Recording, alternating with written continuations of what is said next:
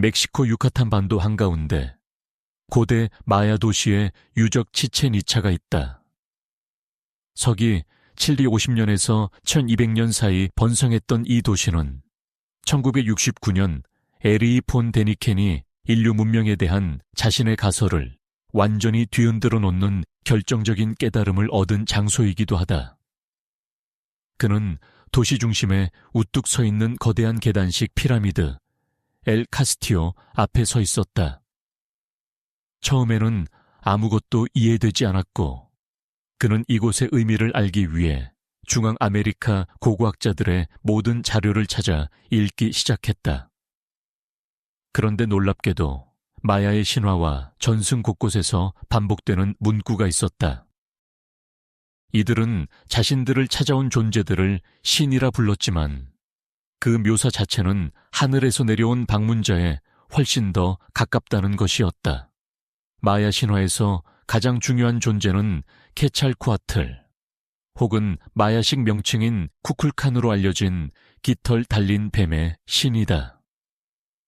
그들은 이 신을 하늘을 가로지르는 거대한 날개 달린 뱀의 형상으로 묘사했으며 하늘에서 목격한 어떤 존재를 가장 가까운 개념으로 표현한 것이라고 전해진다.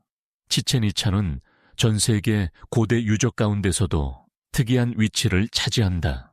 바로 신들이 인간의 운명을 결정하기 위해 내려온 장소로 기록된 곳이기 때문이다.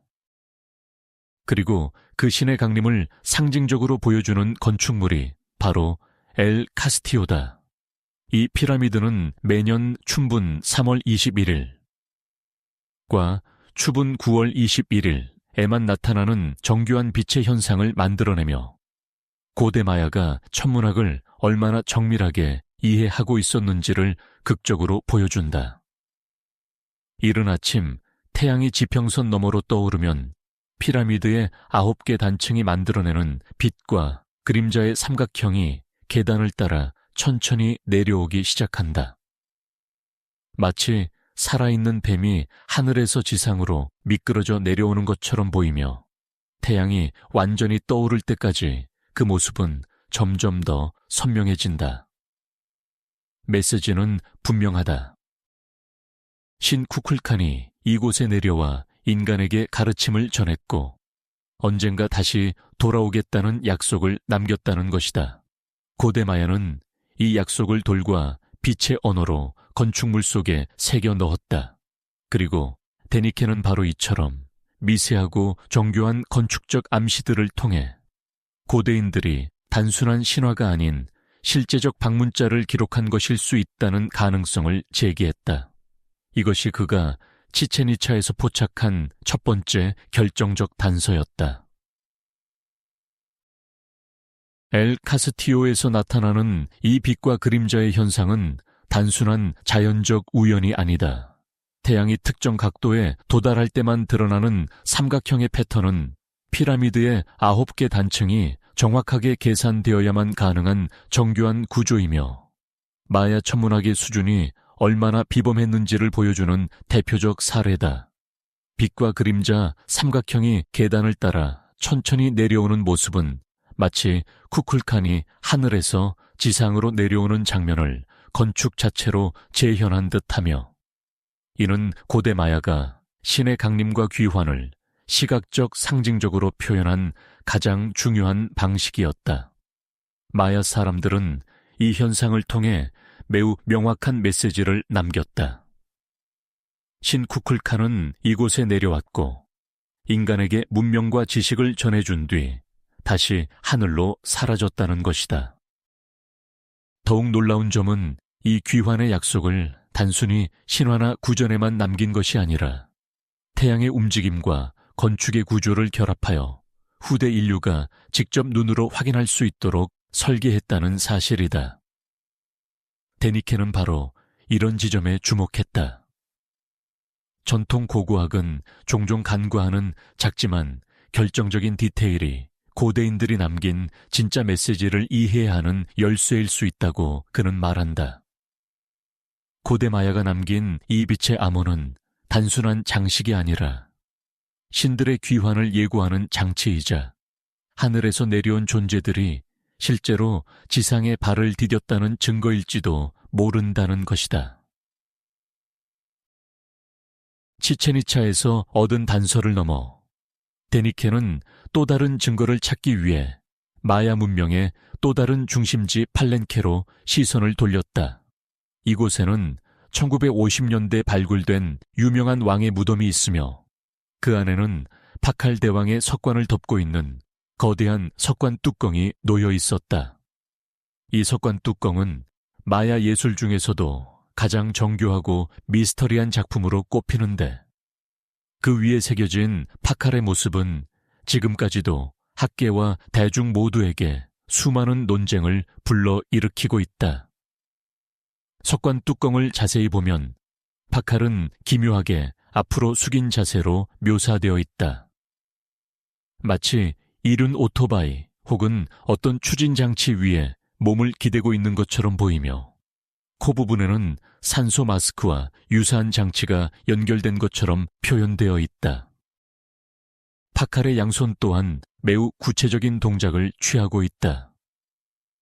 위쪽 손은 어떤 매듭을 조작하는 듯 보이고 아래쪽 손은 마치 제어 장치를 다루는 조종사의 손처럼 보인다.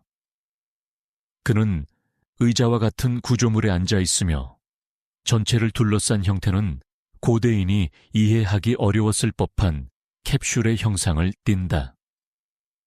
데니켄이 이 이미지를 처음 보았을 때 그는 그것을 단순한 종교적 상징으로 보지 않았다. 오히려 파칼 왕이 우주로 돌아가기 위해 탑승한 일종의 로켓선으로 해석했다. 이 장면은 마치 고도로 발전된 추진체 안에서 출발 준비를 하는 조종사의 모습과 매우 흡사하다는 것이다. 이 해석이 세상에 공개되었을 때 많은 사람들은 처음에는 회의적이었지만 석관 뚜껑의 세부 묘사를 하나하나 살펴보며 점점 그의 주장에 동의하기도 했다. 과연 파칼 왕은 단지 인간 왕이었을까? 아니면 먼 과거에 지구를 방문했던 다른 세계의 존재였을까? 데니켄에게 팔렌케의 석관 뚜껑은 고대 우주 비행사 이론을 지탱하는 가장 강력한 시각적 증거 중 하나였다. 마야 세계의 또 다른 중심지인 온두라스 서부의 고대 도시 코판에서는 파칼 왕의 석관과는 전혀 다른 방식으로 신과 인간의 연결을 보여주는 중요한 증거가 발견된다. 특히 코판에서 가장 주목받는 유적 중 하나는 총 72계단으로 구성된 상형 문자 계단이다. 이 기념비적 구조물은 서기 700년대 초 코판의 역사와 왕들의 업적을 기록하기 위해 건립된 것으로 알려져 있다. 당시 코판의 통치자들은 자신들의 가문이 얼마나 오래전부터 이어졌으며 어떤 신적 존재와 연결되어 있는지를 과시하기 위해 이 계단을 만들었다. 계단을 이루는 1200개의 돌에는 마야 상형 문자가 정교하게 새겨져 있으며 이는 단순한 의식용 장식이 아니라 왕들의 혈통과 과거의 기원을 서술한 하나의 거대한 역사서였다. 이 글자들은 당시 왕권의 정당성을 보여주는 가장 중요한 도구였고 신들로부터 부여받은 권위를 시각적으로 증명하는 정치적 선언이었다. 엘리트 계층은 이 글을 읽을 수 있었고 왕은 이 대규모 기념비 앞에서 자신의 반신적 존재로서의 지위를 강조하며 백성들에게 신과 인간을 잇는 중재자임을 각인시켰다. 전문가들은 이 상형 문자 계단이 단순한 구조물이 아니라 마야 왕조가 신의 혈통을 계승했다고 주장하기 위한 상징적 선언이었다고 본다. 그렇다면 마야 왕들의 권위는 단순한 신화적 상징이었을까? 아니면 실제로 다른 세계에서 온 존재들과의 만남을 기억하려는 시도였을까? 고대 우주 비행사 이론가들은 이 지점에서 중요한 질문을 던진다. 마야 왕들이 신들과 연결되었다고 주장한 이유는 단순한 믿음이 아니라 실제로 하늘에서 내려온 존재들로부터 지식을 전수받았기 때문일 수 있다. 코판의 상형문자 계단은 마야 문명에서 가장 복잡하고 방대한 기록물 중 하나이지만 오랫동안 그 의미는 베일에 쌓여 있었다. 19세기 후반까지도 마야 상형문자는 누구도 읽을 수 없는 신비한 문자였고 그 복잡한 구조는 학자들에게 거의 불가능한 과제로 여겨졌다. 그러나 1880년 독일 드레스덴 도서관에서 근무하던 인류학자이자 수학자 에른스트 포르스트만이 마침내 이 난제를 풀어냈다. 그의 책상 서랍에는 당시 마야의 4권뿐인 생존 서적 중 하나, 드레스덴 코드엑스가 있었다. 뛰어난 계산 능력과 논리적 통찰력을 지닌 그는 아무도 읽지 못했던 문자를 분석해 마야 기록 체계의 구조를 이해하기 시작했다. 마야 문자는 기본적으로 2가지 요소로 이루어진다. 첫째는 로고그램이라고 불리는 상징적 그림 문자로 특정 단어 전체를 하나의 이미지로 표현한다. 예를 들어 바람, 제규어, 물 같은 개념들이 독립된 그림으로 나타난다.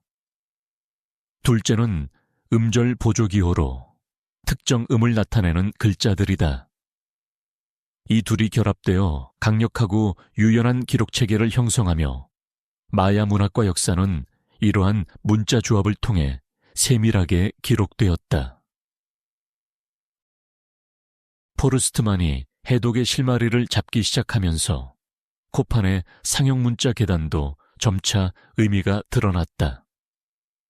이 계단의 내용은 단순한 역사 기록이 아니라 코판 왕조의 기원과 정통성을 강화하기 위한 철저한 정치적 선언이었다.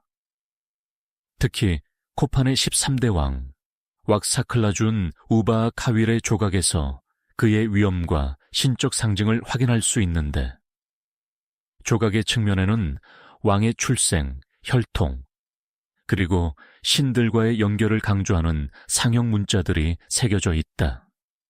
당시 일반 백성들은 이 문자를 읽지 못했지만 왕과 귀족층은 이를 해독할 수 있었기에 문자 자체가 권위와 신성성을 시각적으로 증명하는 도구가 되었던 것이다.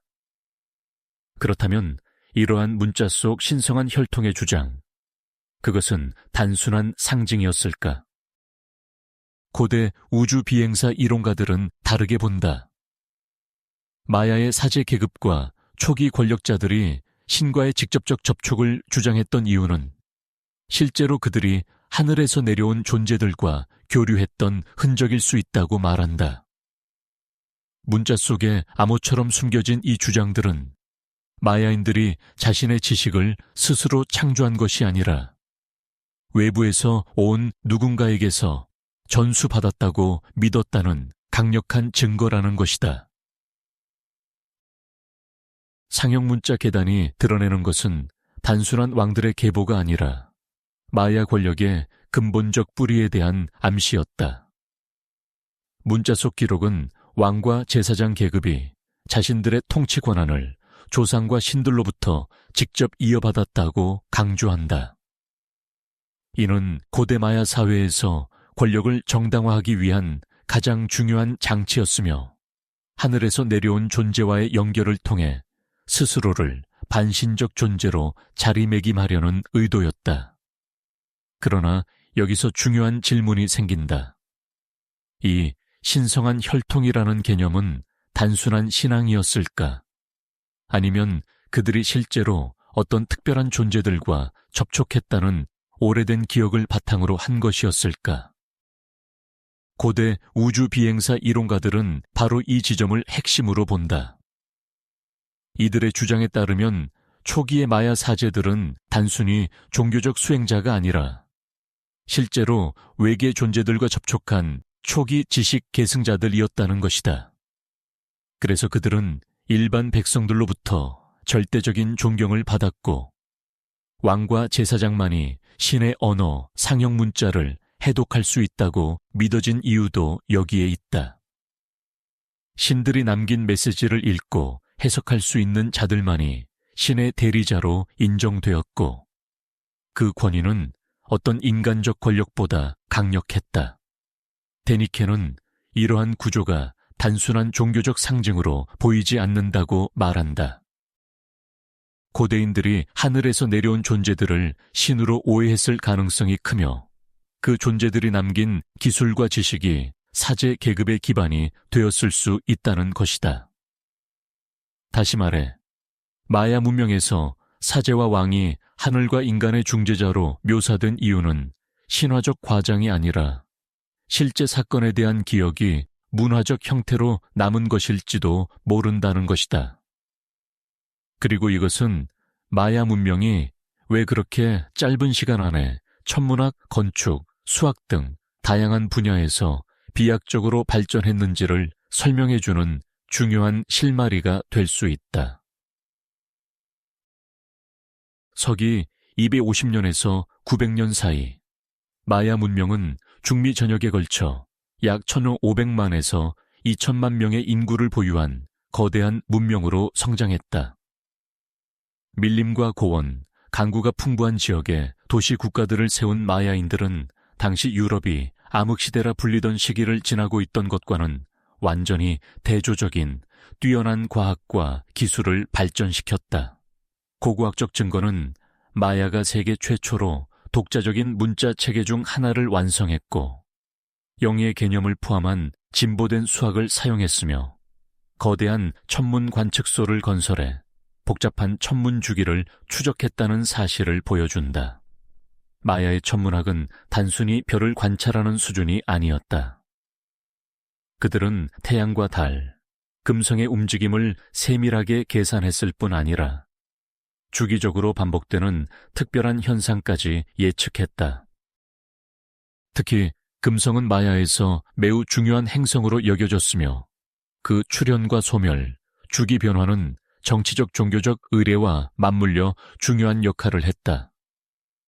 더 놀라운 것은 마야가 세차운동이라는 약 26,000년 주기에 장기적 천문 변화를 이해하고 있었다는 점이다.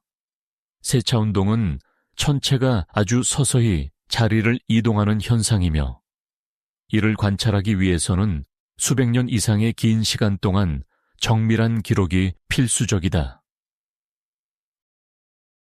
예를 들어 매년 3월 15일경 플레이아데스 성단이 최초로 떠오르는 시간이 조금씩 달라진다는 사실을 마야는 세대에 걸쳐 정확하게 기록했다.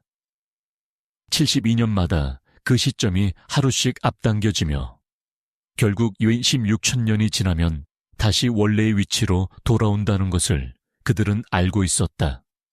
당시 장비나 기술을 고려하면 맨눈과 건축적 장치만으로 이러한 장기 주기를 파악했다는 것은 거의 불가능에 가까운 놀라운 성취다. 그들에게 시간은 단순한 흐름이 아니라 신성한 힘이었고 시간을 통제하고 해석하는 능력은 곧 권력과 직결되었다. 이처럼 마야 문명의 발전 수준은 전통적인 고고학적 설명으로는 이해하기 어려울 만큼 고도화되어 있다. 그래서 일부 학자들과 고대 우주 비행사 이론가들은 묻는다. 이 지식은 정말로 마야만의 힘으로 축적된 것인가? 아니면 어딘가에서 전수된 것인가? 마야인들 자신은 분명하게 말한다. 그들은 이 지식을 신들로부터 받았다고. 그리고 그 신들은 하늘에서 왔다고. 마야 천문학의 정점은 바로 장주기력이라 불리는 독자적인 달력 체계였다.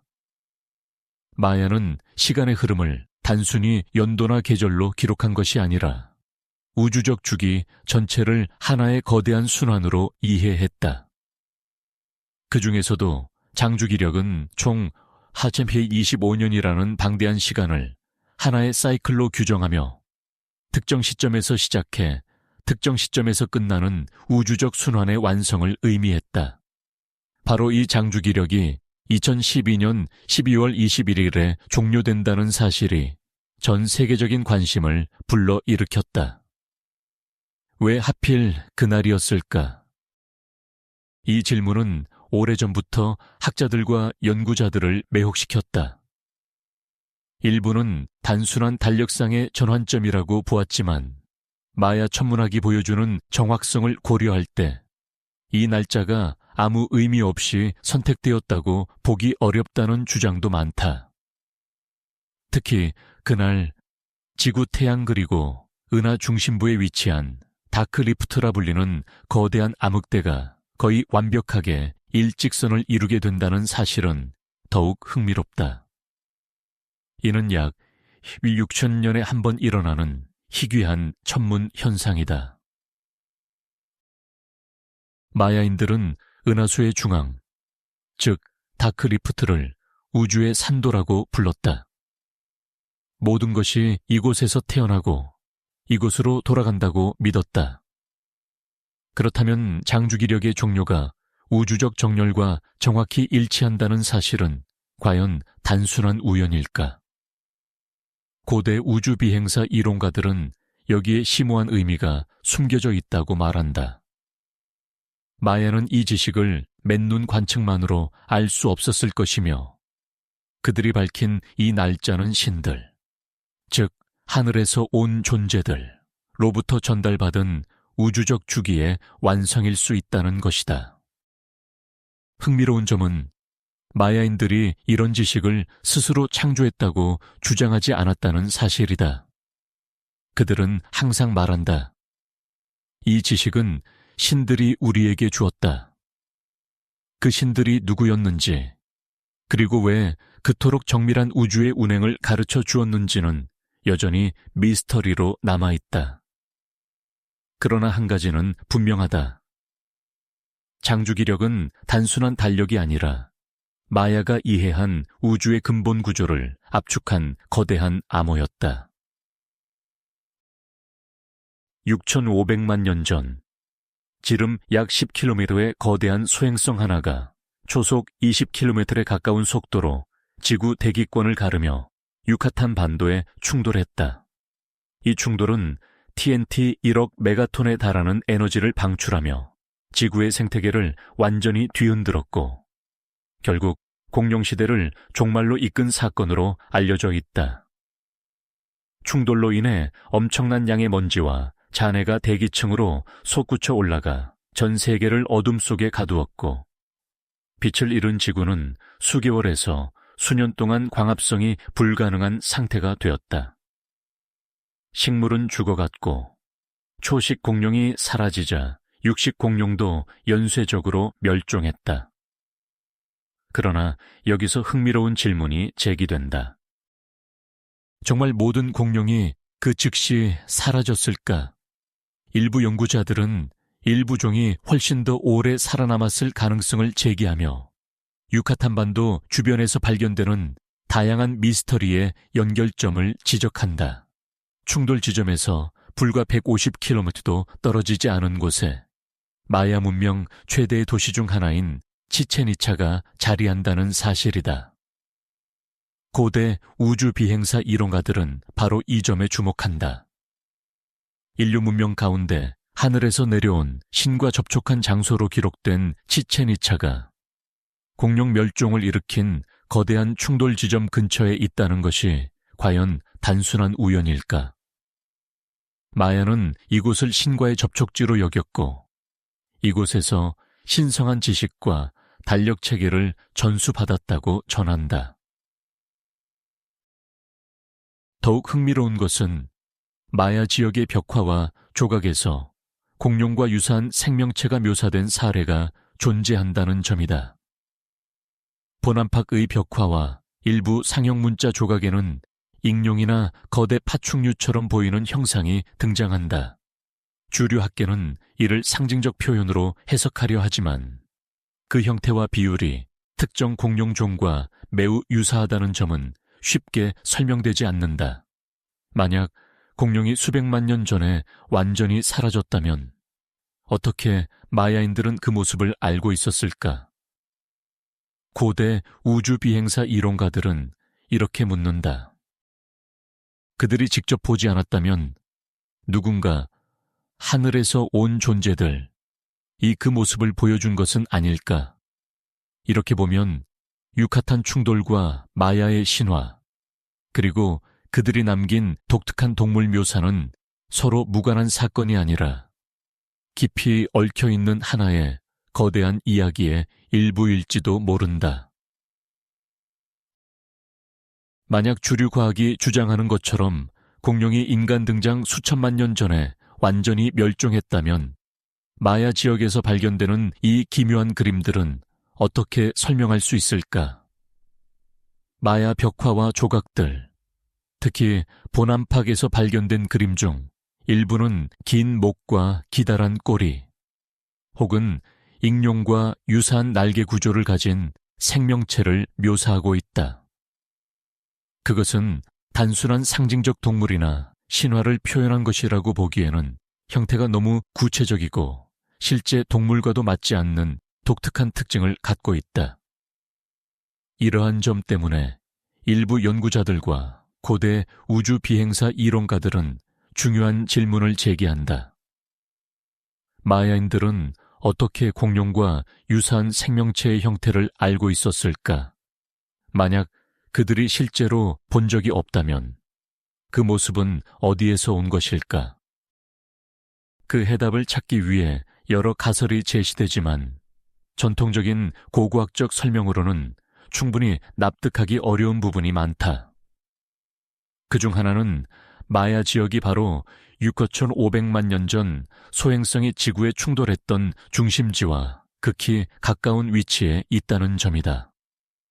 이곳은 지구 역사상 가장 큰 변화가 일어난 지역 중 하나이자 마야인들이 신들이 내려온 곳이라고 불렀던 장소다. 이러한 지리적 일치가 단순히 우연이기만 한 것인지 아니면 과거의 사건과 전승이 연결되어 있는 것인지 알 수 없다. 고대 우주 비행사 이론가들은 마야 예술 속 공룡 묘사가 단순한 상징이 아니라 마야인들이 하늘에서 온 존재들로부터 받은 지식의 단편일 수 있다고 본다. 즉, 공룡이 이미 멸종한 뒤 탄생한 인류가 그 존재를 상세히 알고 묘사할 수 있었던 이유는 외부에서 온 누군가가 고대 지구의 과거 생명체를 보여주었기 때문일 수 있다는 것이다. 더 나아가 공룡과 인간의 시대가 전혀 겹치지 않는다고 가정하는 과학적 기본 전제가 맞지 않을 가능성도 제기된다. 일부 종이 소행성 충돌 이후 오랜 기간 동안 생존했을 가능성, 혹은 인간의 역사 이전에 존재하던 고급 문명이 과거 생태계를 기록하거나 보존했을 가능성까지 다양한 해석이 이어진다. 결국 이 질문은 다시 같은 지점으로 돌아온다. 마야인들은 어떻게 불가능해 보이는 지식을 알고 있었는가? 그리고 그 해답은 여전히 미궁 속에 남아있다. 오늘날 멕시코시티 아래에는 한때 중미를 지배했던 아즈텍 제국의 수도 테노치티틀란의 유적이 잠들어 있다. 14세기에서 16세기까지 번성했던 이 도시는 정교한 운하와 인공섬, 그리고 거대한 의식 공간들을 갖춘 고도로 발전한 도시였다. 하지만 아즈텍의 신화와 기록에 따르면 그들의 문명은 이곳에서 시작되지 않았다. 그들은 훨씬 북쪽에 위치한 칠코모스토크라는 신비한 장소에서 비롯되었다고 전한다. 전설에 따르면 칠코모스토크는 7개의 동굴로 이루어진 거대한 지하 공간이었고 7 부족이 그곳에서 태어났으며 아즈텍은 그중 한 부족이었다. 오랜 세월 동안 칠코모스토크는 신화 속 장소로 여겨졌지만 일부 학자들은 이 전설과 일치하는 지리적 고고학적 특징을 가진 실제 장소가 존재한다고 주장한다. 그 후보 중 가장 유력한 곳이 바로 태양의 피라미드 아래에 존재하는 거대한 지하 동굴이다. 이 구조는 중심 공간에서 사방으로 뻗어나가는 7개의 구역을 가지고 있으며 아즈텍이 말한 7 동굴을 떠올리게 한다. 아즈텍은 자신의 주택지로 터티우아칸을 다시 점령했을 때 이 장소가 조상들이 태어난 곳이라고 믿으며 특별한 숭배를 바쳤다. 16세기 스페인 수도사 헤로니모 데 멘디에타는 현지 원주민들의 구전 전승을 기록했는데 그 내용은 더욱 충격적이었다. 기록에 따르면 하늘에서 거대한 부싯돌 칼이 떨어졌고 땅이 흔들릴 정도로 강력한 충격을 준 뒤 그 내부에서 약 1600명의 신적인 존재들이 모습을 드러냈다고 한다. 아즈텍은 바로 이 존재들이 자신들을 창조했다고 믿었다.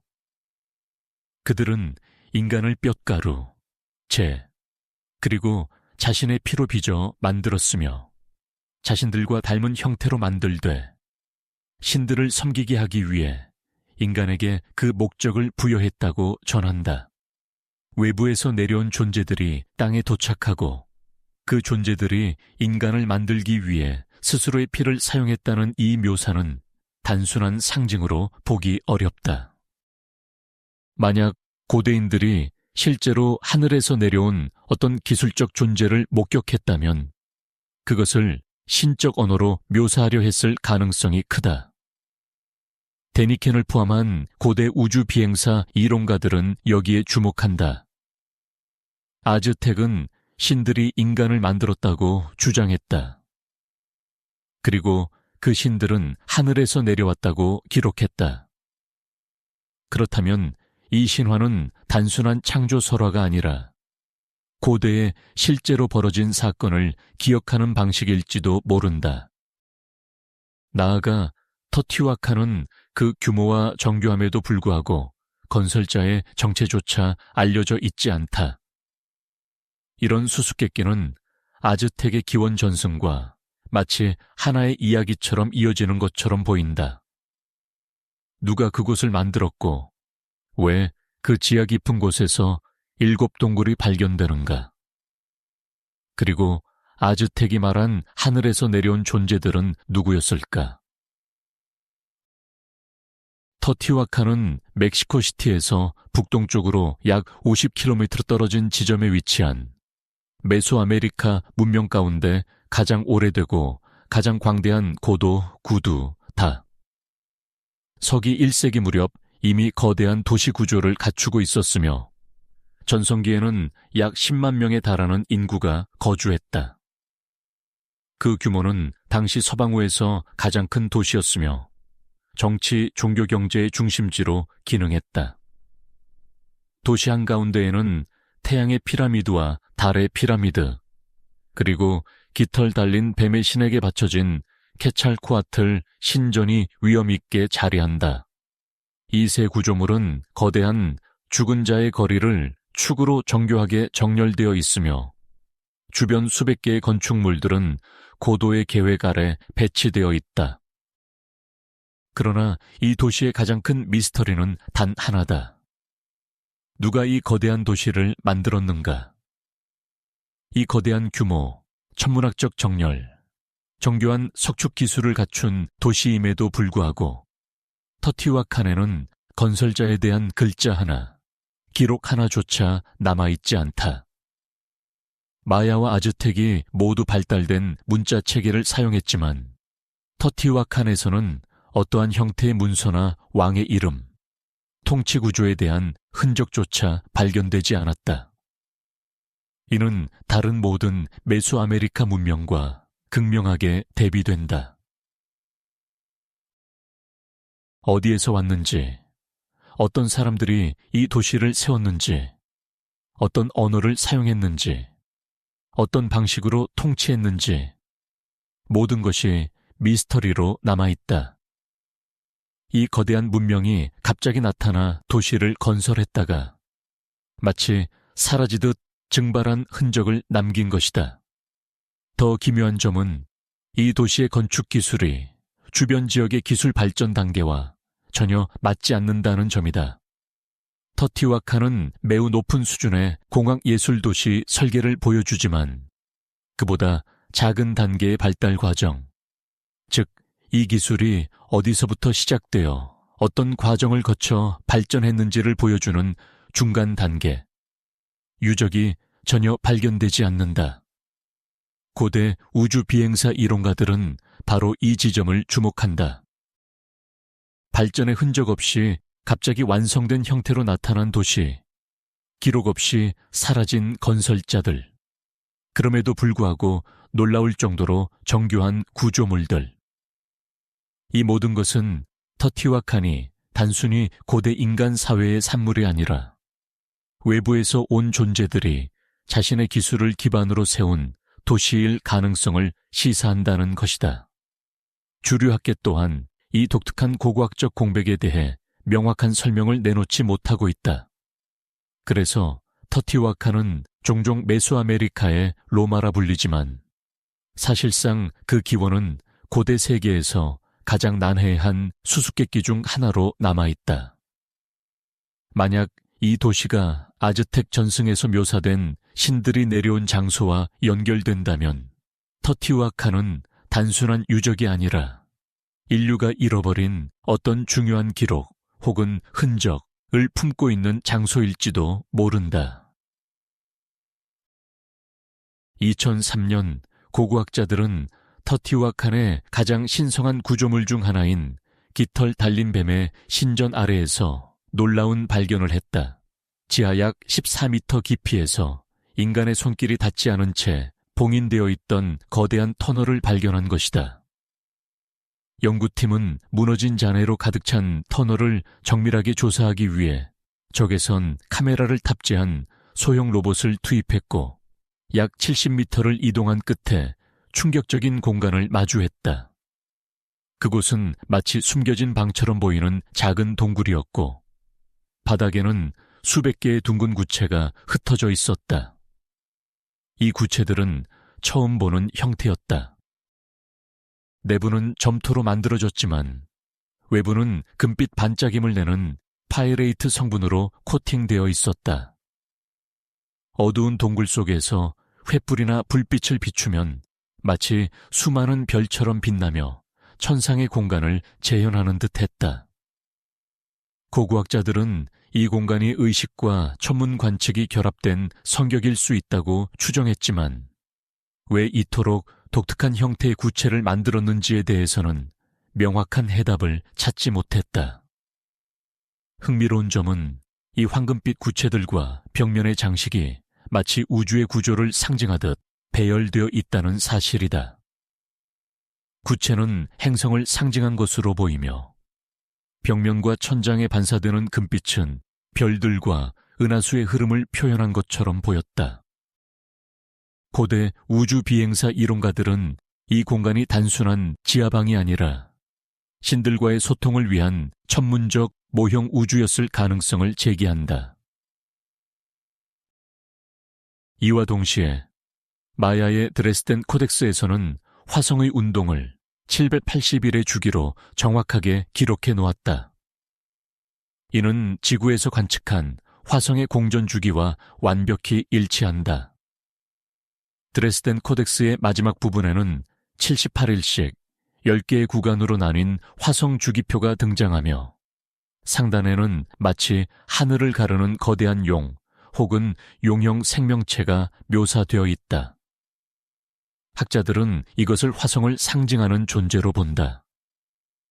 이 모든 연결점은 단순한 우연으로 치부하기 어렵다. 터티와칸 지하의 황금빛 구체, 벽면의 별빛 같은 반사, 그리고 마야 문명 전체에 깊게 자리 잡은 고도의 천문학. 이것이 정말로 인간이 독자적으로 쌓아 올린 지식일까? 아니면 하늘에서 온 존재들이 남긴 우주의 암호를 해석한 결과일까? 터티와칸은 여전히 말이 없는 도시다. 문자도 건설자의 이름도 남아있지 않다. 하지만 지하 깊숙한 곳에서 발견된 이 천문적 암시들은 어쩌면 신들이 남긴 흔적이 조용히 빛나고 있었던 것인지도 모른다. 마야 문명은 오랫동안 수수께끼에 쌓여 있었지만 최근 수십 년간 고고학 기술의 발전은 이 문명에 대한 우리의 시각을 완전히 뒤흔들고 있다. 2018년부터 2019년 사이 멕시코 전역에서는 기존의 정서를 뒤집는 놀라운 발견들이 연이어 이루어졌다. 터티와칸에서는 이전에는 아즈텍의 도시로만 여겨졌던 지역에서 마야 유물이 발견되었고, 치첸이차의 지하에 숨겨져 있던 동굴에서는 200여 개의 의식용 유물들이 완전한 형태로 모습을 드러냈다. 이는 마야의 활동 범위와 영향력이 우리가 알고 있던 것보다 훨씬 넓었다는 사실을 암시한다. 또한 포추가로, 포추틀라 혹은 파추차로로 추정되는 지역 근처의 밀림을 라이달 기술로 스캔한 결과 맨해튼 크기에 맞먹는 거대한 고대 도시가 드러났다. 인간의 눈으로는 숲이 가득 들어선 평지처럼 보였지만 레이저 스캔은 그 아래 숨겨진 피라미드, 재단, 관계시설, 생활구역까지 명확하게 보여주었다.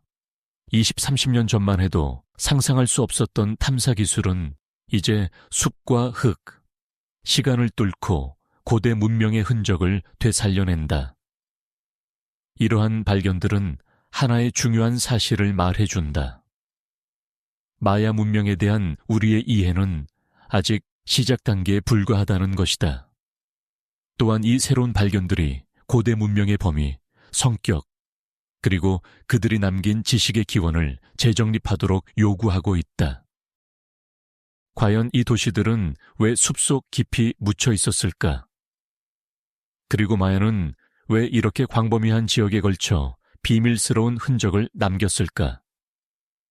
고대 우주 비행사 이론가들은 말한다. 우리가 이제야 퍼즐을 맞추기 시작한 것일 뿐이다. 새롭게 빛을 보기 시작한 유물과 지하 구조물들은 마야가 단순히 지역적 문명이 아니라 하늘에서 내려온 존재들과 접촉했던 매우 고도화된 사회였음을 암시하는 조각들일지도 모른다. 마야 문명의 지하와 밀림 속에서 드러나는 새로운 발견들은 인류가 고대에 경험했을지도 모르는 외부 존재와의 접촉 가능성을 점점 더 강하게 시사하고 있다. 데니케는 이를 퍼즐에 비유한다. 만 개의 조각이 있다고 가정할 때 완성된 그림을 보기 위해 모든 조각이 필요하지 않다. 980개만 맞춰도 전체의 윤곽은 충분히 드러난다는 것이다. 지금 우리가 목격하는 수많은 고대 유적의 정밀함과 설명할 수 없는 기술력, 기록되지 않은 지식의 전승은 바로 그러한 조각들이다. 하지만 하나의 거대한 질문이 남아있다. 그 신들은 왜 사라졌는가? 고대 우주 비행사 이론가들은 문명의 흥망성쇠의 과정 속에서 그 해답을 찾는다. 수차례의 전쟁, 자연재해, 사회 붕괴가 이어지면서 이들이 사용하던 기술도 점차 끊기기 시작했고, 결국 하늘을 날던 비행선들은 더 이상 지상의 모습을 드러내지 않게 되었다는 것이다. 그리고 그들과 함께 고도의 지식도 사라졌다. 마치 누군가가 이제 인간은 스스로 성장할 준비가 되었다고 판단한 듯한 퇴장처럼 느껴지기도 한다. 하지만 정말로 떠난 것일까? 아니면 단지 모습을 감추었을 뿐일까? 일부 연구자들은 그들이 여전히 지구 어딘가 혹은 태양계 어딘가에서 인류를 관찰하고 있을지도 모른다고 말한다. 왜냐하면 우리가 발견하는 유물과 구조물, 기술적 흔적들은 너무나 정교하고 복잡해 단순히 인간의 힘만으로 설명하기 어렵기 때문이다. 그리고 중요한 것은 인류가 기술적으로 발전하고 새로운 탐사 능력을 갖추기 시작한 지금 이 순간, 그 증거들은 점점 더 많이, 더 빠른 속도로 드러나고 있다는 점이다. 실제로 위성 레이더와 라이다 기술은 밀림 밑에 숨어있던 도시들을 드러내고 고대 터널 속에 잠들어 있던 의식 공간을 밝혀내며 기존의 고고학적 해석을 완전히 뒤집을 정도의 데이터를 제공하고 있다. 마야 유적뿐 아니라 멕시코 전역 수천 개의 고대 도시가 아직도 지표면 아래에 잠들어 있을 가능성이 있으며 그중 일부는 인류의 기원에 대한 결정적 증거를 품고 있을지도 모른다. 결국 질문은 하나로 수렴한다. 인류는 혼자서 모든 것을 이룬 문명인가? 아니면 누군가의 개입을 받은 문명인가? 터티와칸의 정교한 도시구조, 치첸이차의 빛의 암호, 팔렌케의 신비로운 석관 뚜껑, 코판의 상형 문자 계단, 그리고 전혀 연결되지 않은 듯 보이지만 동일한 테마를 공유하는 그리스의 용의 집까지. 이 모든 것은 마치 하나의 이야기를 향해 수렴하고 있는 듯하다. 아마도 인류는 지금 잃어버린 서사의 마지막 장을 열기 직전에 서 있는지도 모른다. 기술이 지하와 하늘을 동시에 비추기 시작한 지금, 고대 문명의 실체는 더 이상 그림자 속에만 머물러 있지 않다. 언젠가 멕시코의 어느 유적 깊은 곳에서 혹은 아직 발견되지 않은 또 다른 도시에서 우리가 오랫동안 찾아온 결정적인 증거, 하늘에서 내려온 존재들의 흔적, 이 모습을 드러낼지도 모른다. 그날이 오면 인류는 마침내 스스로에게 물어야 할 것이다. 우리는 누구이며 어디에서 왔는가?